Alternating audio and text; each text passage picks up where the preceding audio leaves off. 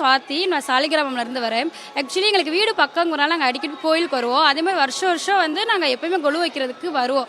இதோட 2வது வருஷம். என்னோடய நேட்டிவ் மதுரை, ஆனால் சென்னை வந்து 3 இயர்ஸ் தான் ஆகுது. அதை 2 வருஷமே வந்து நான் வடபழனி கோயிலுக்கு வந்து கொலு பார்த்துருக்கேன். இன்றைக்கி ஃபஸ்ட் டேவே ரொம்ப அழகாக ரொம்ப கண்ணுக்கு குளிர்ச்சியாக வச்சுருக்காங்க. நாங்கள் கூட எக்ஸ்பெக்ட் பண்ணல இந்த அளவுக்கு இருக்கும் அப்படின்னு சொல்லி.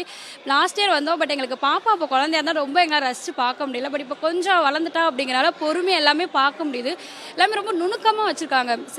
சிலது கூட எங்களுக்கு பெருசாக நேம் தெரில, இருந்தாலும் ரொம்ப அழகாக இருக்குது. எல்லாருமே பார்க்க எங்களை மாதிரி நிறைய பேர் வராங்க. ரொம்ப சந்தோஷமாக இருக்குது. நான் சின்ன வயசில் வச்சுருக்கோம். எங்கள் அப்பா அம்மாலாம் வச்சுருக்காங்க. நானும் ரொம்ப இன்ட்ரெஸ்ட் எடுத்து பண்ணியிருக்கேன். பட் அவ்வளோ டீட்டெயில்டாக இதை பற்றி தெரியாது.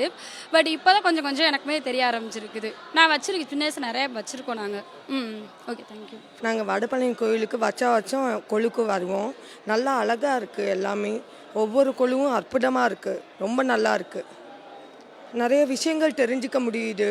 ஒவ்வொரு கதையும் ஞாபகத்துக்கு வருது. எல்லாமே அற்புதமாக பண்ணியிருக்காங்க. தேங்க்ஸ். இல்லை சார். எனக்கு தோணுது இந்த மாதிரி பண்ணணும், இந்த மாதிரி இவ்வளோ அழகாக இருக்குன்னு நானும் இந்த மாதிரி வீட்டில் பண்ணணும்னு தோணுது.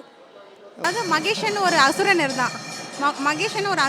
அந்த அசுரனை வந்து வந்து நிறைய தேவர்களுக்கு வந்து கஷ்டம் கொடுத்துட்டு இருந்தான். அந்த தேவர்கள் போயிட்டு அம்மன் கிட்ட முறையிட்டாங்க, இந்த மாதிரி அசுரன் என்னை கஷ்டப்படுத்துறான் மகேஷன் சொல்லிட்டு. அப்போ அம்மன் வந்து 9 நாட்கள் அவதாரம், ஒரு நாளும் ஒரு அவதாரம் எடுத்து வந்து அந்த மகேஷனை கொல்ல பார்ப்பாங்க. 9வது நாள் தான் எல்லா தெய்வங்களோட சக்தியும் சேர்ந்து அவனை வதம் பண்ணியிருப்பாங்க. அந்த 9 நாளும் நம்ம அம்மனை வந்து ஒரு விதத்தில் வதைப்படுறோம். செய்திகளை உடனுக்குடனும் துல்லியமாகவும் தெரிந்து கொள்ள சப்ஸ்கிரைப் பண்ணுங்க.